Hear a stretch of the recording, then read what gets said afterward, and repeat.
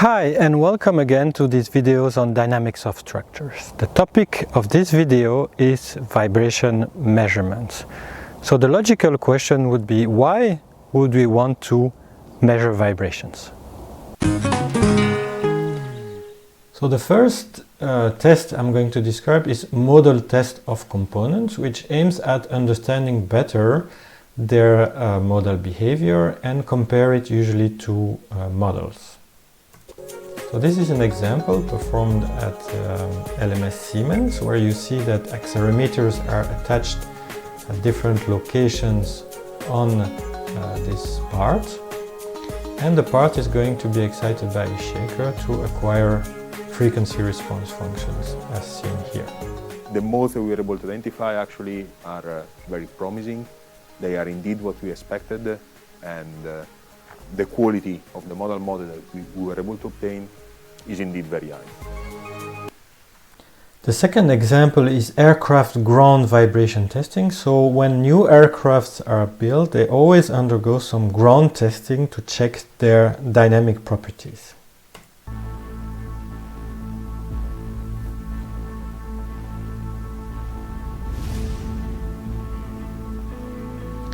So what we see here is that they're installing shakers at different locations on the aircraft, and of course equipping the aircraft with a lot of accelerometers. You see here the shaker in action, and this is a 3D view of the motion of the aircraft, the vibration of the aircraft, which is picked up by all these accelerometers. It's possible then to extract mode shapes from this information, which you see here on the screen.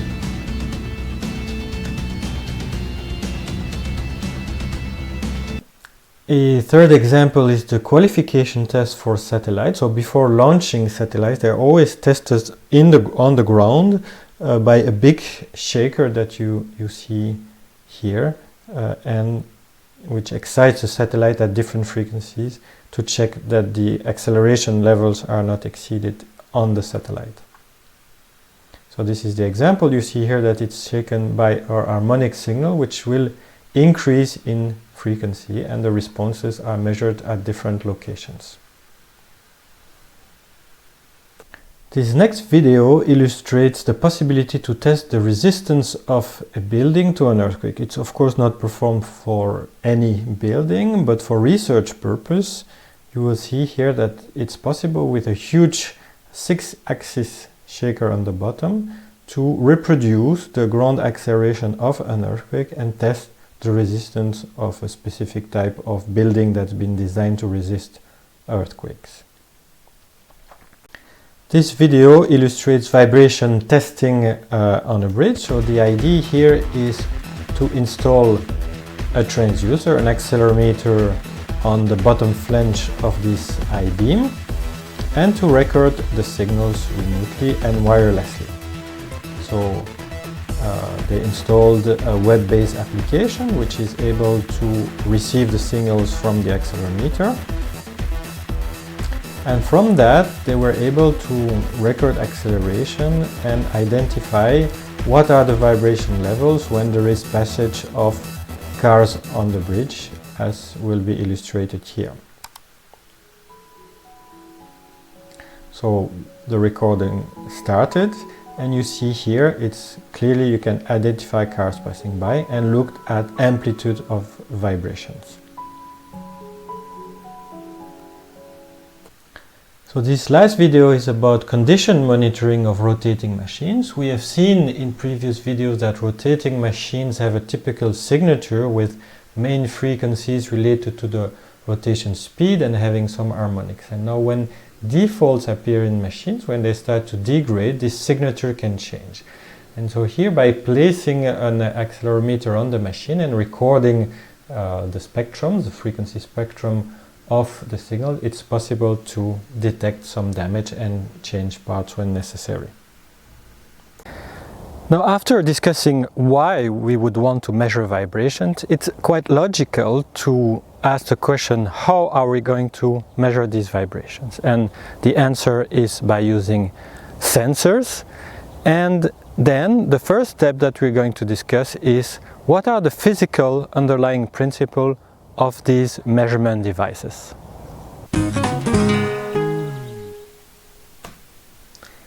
An electrodynamic sensor consists in a voice coil which moves in a permanent magnet, and when this motion occurs there is a voltage is produced in the voice coil which is equal to BLV, where B is the magnetic induction in the permanent magnet, L is the length of the coil, and V is the relative velocity in this direction, so out of the plane for this drawing.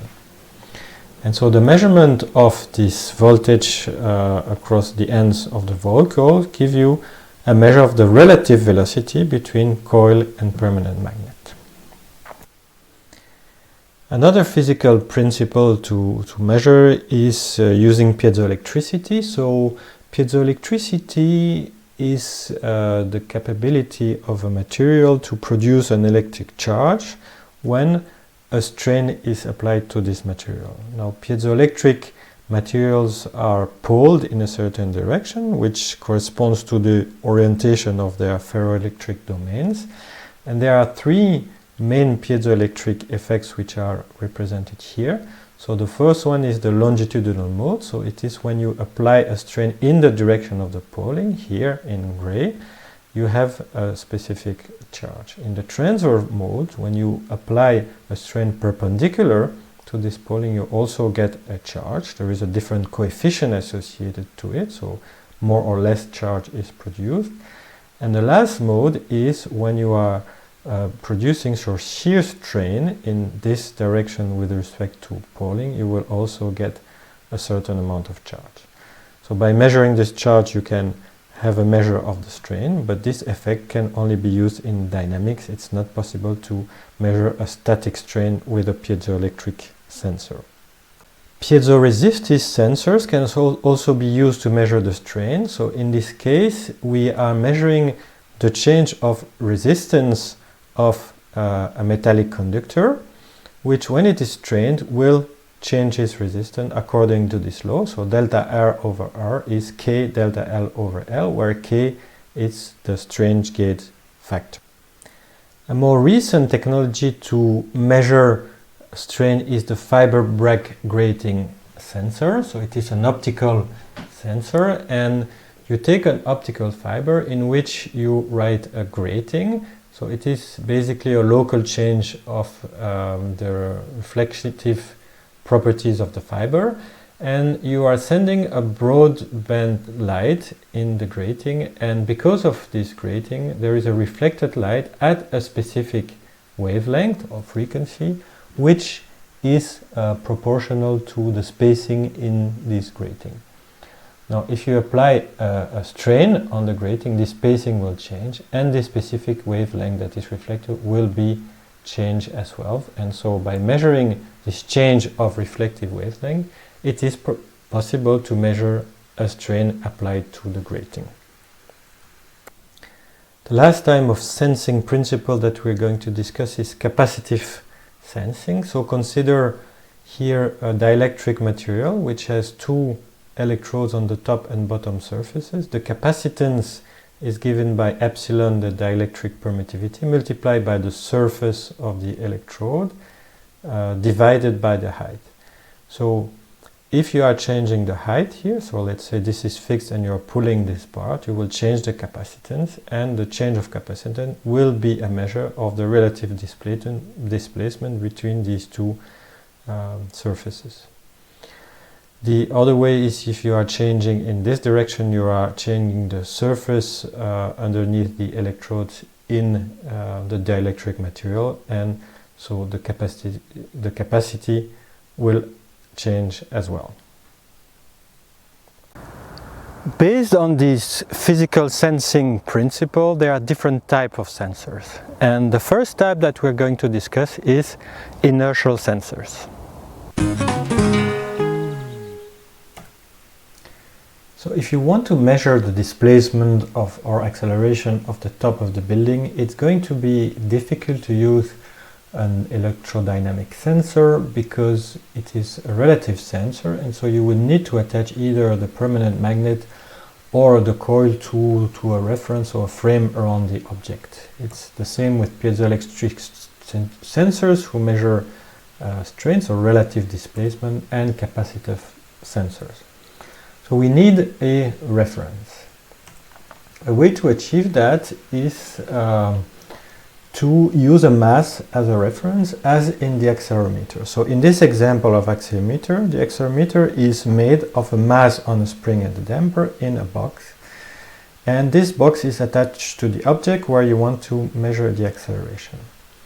So if we look at the equation of a system that is excited by the base with a given acceleration, we see that this is the equation of motion, where x 0 dot dot x the acceleration of the base, and xr is the relative displacement between the mass and the base. In the frequency domain we have the following transfer function, and if the frequency at which we want to measure is much smaller than the natural frequency of the system, we have the relationship xr over x dot dot 0 is a constant equal to -1 over omega n squared.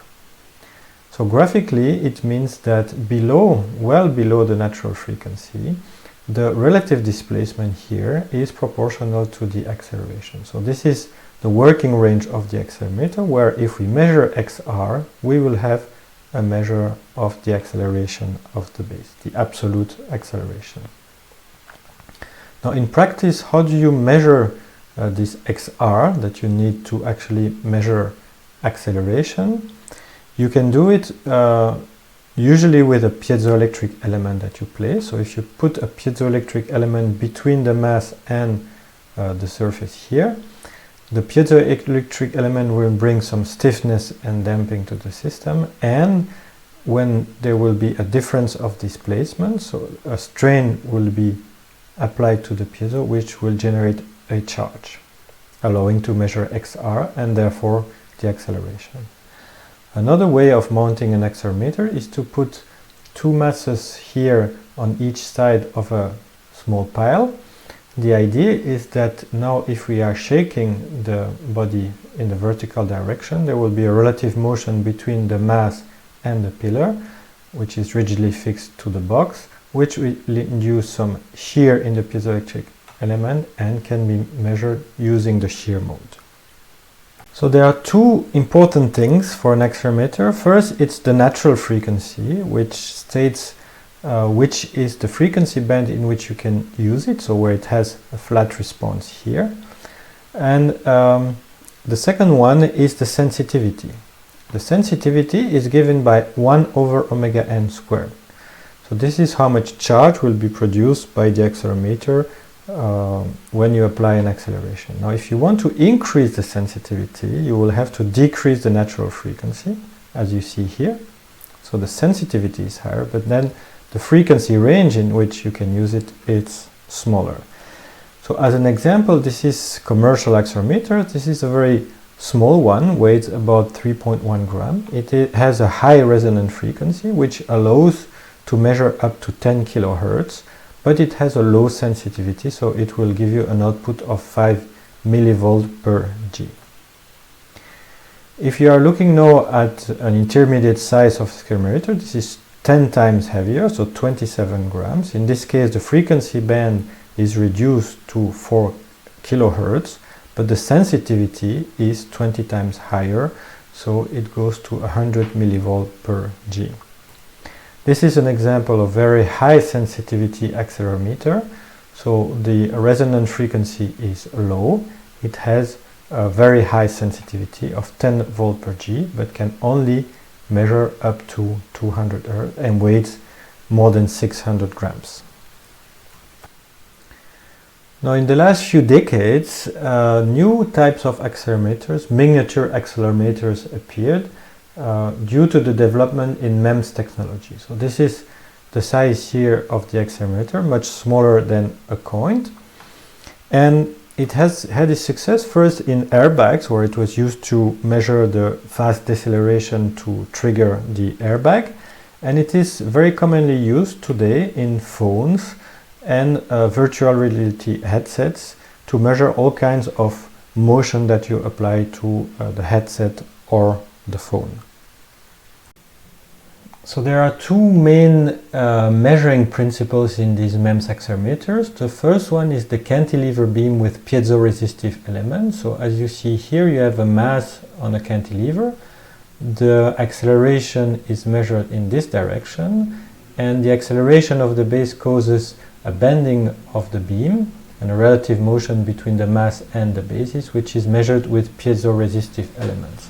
This has good linearity and wide frequency range, and this is an example of this MEMS realization of a proof mass with a cantilever.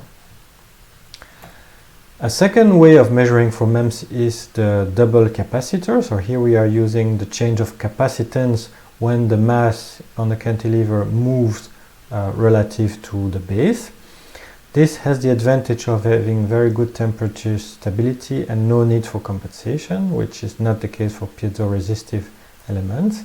And this is a realization where you see that this is the proof mass attached here by some kind of cantilever, a double cantilever beam, and you see here in green the fixed capacitor, and the other one moves with the mass. Another type of sensor that is commonly used to measure vibration is the geophone. So it is the same mechanical principle as an accelerometer, but it doesn't aim at measuring the same thing. It aims at measuring the absolute velocity and not acceleration. So if we write in the frequency domain, we can see that the relative velocity here between the mass and the support is proportional to the velocity of the base. So this is the transfer function in the frequency domain. But if we are working at frequencies much higher this time as the natural frequency, we see that these two quantities are proportional. So graphically, we see that the working range for a geophone is here when you are higher than the natural frequency, and you see that the more damping you put in the system here, the more flat your curve will be, and the more wide your frequency band for measuring will be. So naturally, if you want to measure, it means that this natural frequency, on the contrary to the accelerometer, will have to be very low to extend the frequency range of measurement, and not very high as in the case of the accelerometer. So in practice, when you want to measure this relative velocity x dot r between the mass and the box here, you are going to use an electrodynamic sensor, which, as a reminder, gives you a voltage output proportional to the velocity. This is a practical example of realization of a geophone in its box.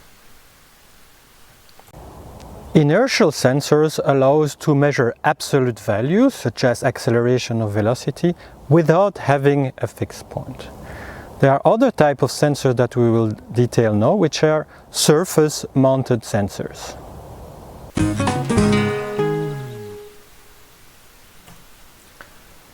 You can also attach sensors to the surface to measure strains, and so the example of the strain gauges, which use the piezoresistive effect, they can come in different shapes. So this is a single strain gauge. Here you have strain gauges in different orientations, and they are typically used in what is called a whetstone bridge, in the configuration of a quarter bridge, where only one of the elements here is replaced by a strain gauge. So you have 3 reference resistors and one here that will change. So initially the bridge is balanced and does not give any output here for the given input, because all resistances are the same. But when the resistance changes, it creates a voltage output, which can be measured and is proportional to the strain. There are different ways. You can also use 2 strain gauges in a half bridge or 4 strain gauges in a full bridge. These aim especially at temperature compensation in different types of setups. Another kind of surface sensor is the fiber optic sensor. So these fiber optics which measure strain, they can be glued to the surface. So here you see the fiber optic is embedded, well, it is in a cable, and the measuring gauge is here and can be glued to the surface. You can also mount it on the surface, so it then becomes removable. So here the fiber optics is inside a tube, a metallic tube, which is fixed to a surface. Another way is embedding. So this is aimed to be put, for example, in a concrete specimen, and the fiber optics is inside.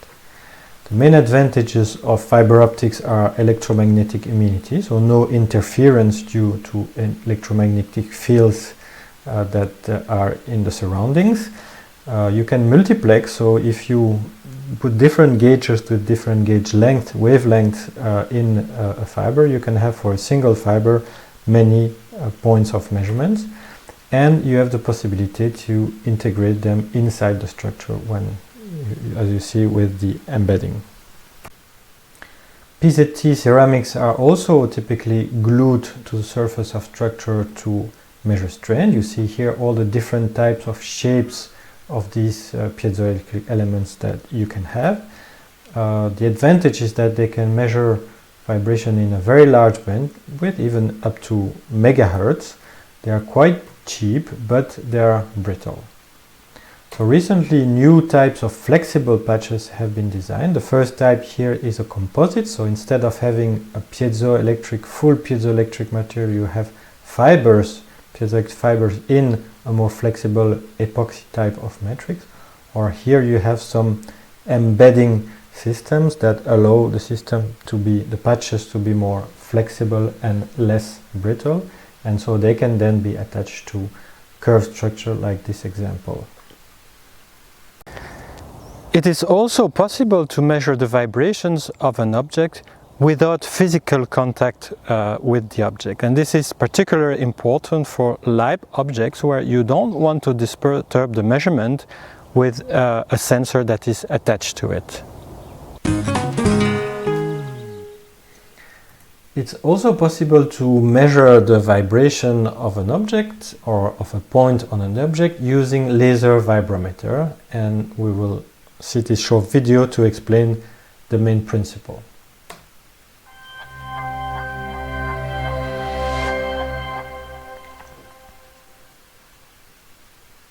Laser vibrometry uses the Doppler effect to measure vibrations. If light is scattered from a moving object, its frequency is changed slightly. Within a Polytech vibrometer, a high-precision interferometer detects the minute frequency shifts of the backscattered laser light. To achieve this, the interferometer splits the light into two parts. The so-called reference beam is pointed directly to the photodetector, while the measurement beam is incident on the test object where the light is scattered by the moving surface. Depending on the velocity and displacement, the backscattered light is changed in frequency and phase. The characteristics of the motion are completely contained in the backscattered light. The superposition of this light with the reference beam creates a modulated detector output signal, revealing the Doppler shift in frequency. Signal processing and analysis provides the vibrational velocity and displacement to the test object.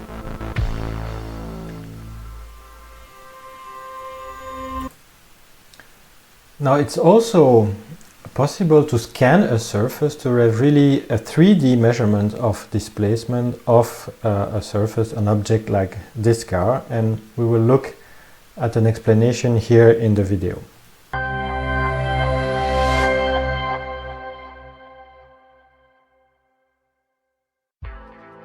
Rough roads prevent us from going fast. Wouldn't it be great to have a technology at hand that accelerates our work irrespective of the surface? Polytech's engineers invented this technology for full-field optical vibration mapping, speeding up your measurement by up to a factor of 10 on all rough technical and biological surfaces. They call this technology QTech. QTech stands for a new quality in optical vibration measurement, exploiting every quantum of light for best performance. With Polytech's QTech scanning vibrometers, full field measurements are performed irrespective of the surface properties and the angle of incident, saving time for surface preparation and making tests more productive than ever.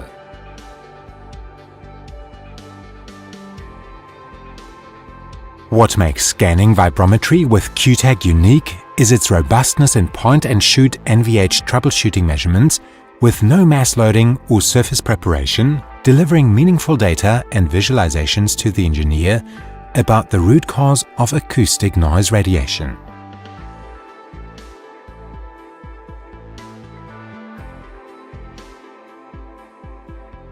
This unique patented advancement enhances modal test and stress and strain assessments, especially with Polytech's leading 3D technology. This robustness accounts for all measurements, no matter if the target is glowing hot or even rotating. The QTech laser is not affected by any surface feature and just delivers what you're looking for: vibrational response. You want to get better data in less time.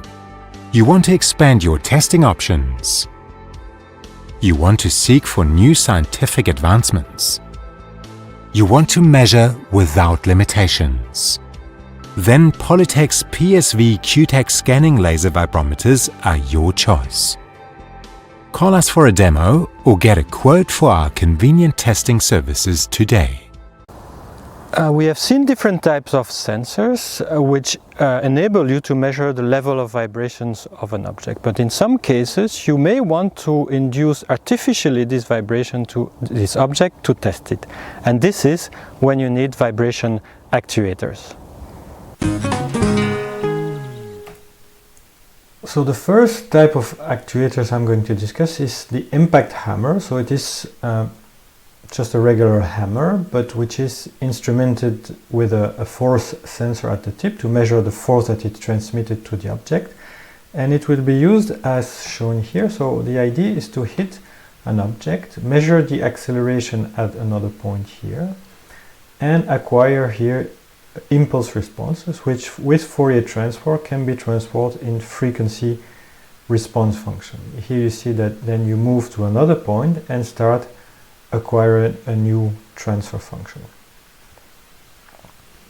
So these hammers come in different sizes and different tips to excite with more amplitude and in different frequency ranges. The second type is the electrodynamic shaker, which has the advantage to provide different types of excitation, so not only impulse but also harmonic, periodic, random, or any type of signal. This video will illustrate the main working principle of these types of actuators.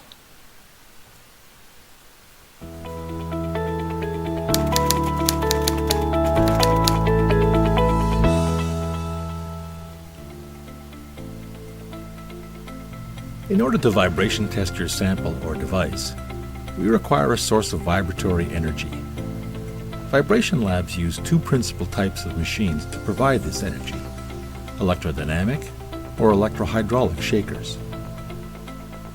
Each type of shaker has its advantages. Electrodynamic shakers are capable of a wide frequency range from 5 Hz to 3,500 Hz and displacements up to 75 millimeters.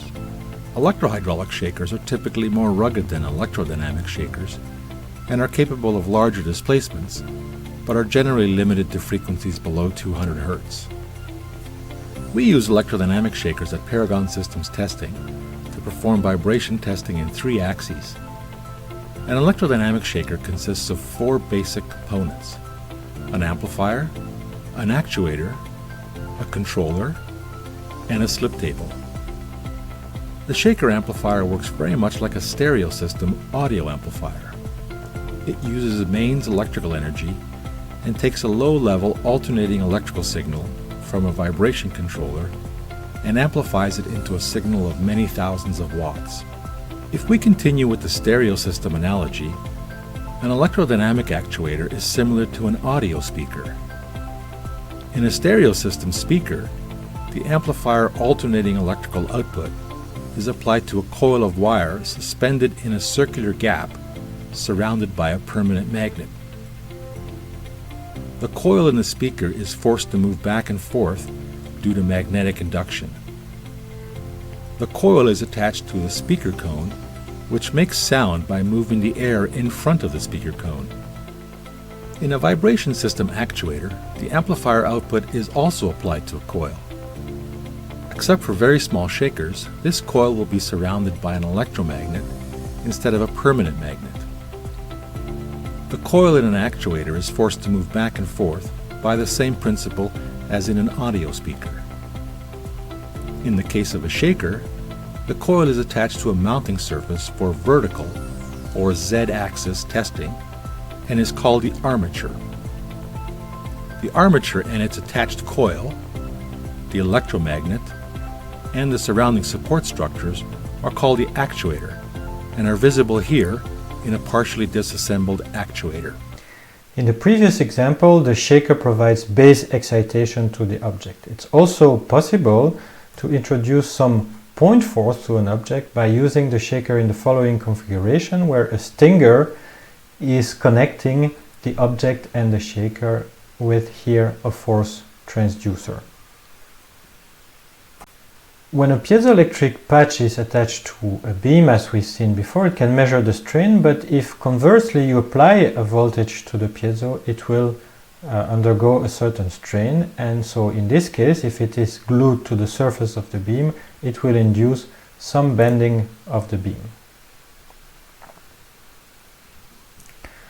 Another example is given here, where you have the piezoelectric flexible element which vibrates when you apply a voltage to it.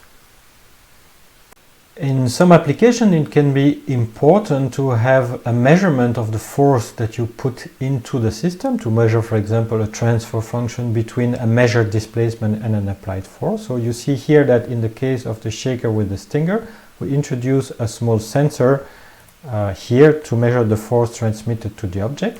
In the case of impact hammer, they are usually instrumented with a force sensor here at the tip. These force sensors, they have this kind of size and shape. They are made of a piezoelectric element which reacts in the longitudinal mode. So when a force is applied, it results into a strain, and a charge is measured proportional to this force. This is the example of piezoelectric stack actuator. So in this case, you have a stack of piezoelectric elements to have a strong force here in the longitudinal direction, and due to the ellipse, it is transformed into a force in the perpendicular direction. So you really see here a visible motion of the actuator when you apply harmonic voltage to the piezo stack. Now I would like to show a last movie about piezoelectric actuators. So a very nice movie about a morphing wing dancing. So here piezoelectric actuators are used to change very fast the shape of the wing in the flow.